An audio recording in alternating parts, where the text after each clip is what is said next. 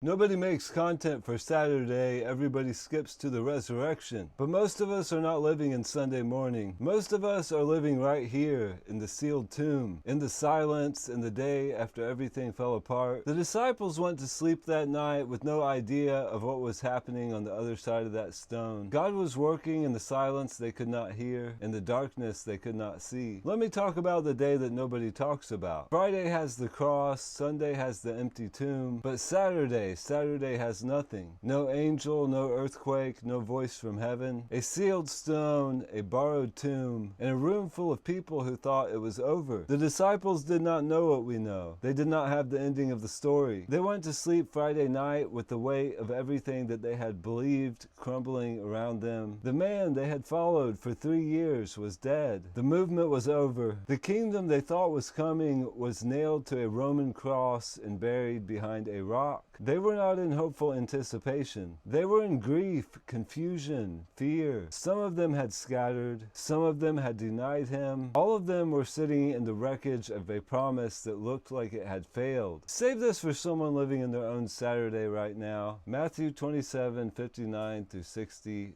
Joseph took the body and wrapped it in a clean linen shroud and laid it in his own new tomb. That is where the story pauses, a body in linen, a stone rolled shut, silence. But here's what the disciples could not see. The resurrection was already happening inside the tomb while they sat in the upper room in despair. God does not require your awareness to work. He does not need your hope to move. He does not need your faith to be strong before he acts. Psalm 35, weeping may tarry for the night, but joy comes with the morning. The night is real, the weeping is real, the sealed tomb is real, but the silence is not empty. It is full of a work that you cannot see yet. I have lived in the sealed tomb. There were months where the practices continued and the breakthrough had not arrived, where the recording happened but the fruit had not yet appeared, where the prayers went up and the ceiling felt low. God was working in the silence that I could not hear. Share this with someone in their own Saturday. They need to know that the tomb is not the end. Stay faithful to what you know, not what you feel, not to what you see, to what you know. The stone rolls away on his timeline, not yours. The darkness is not the absence of his presence. It is the location of his work.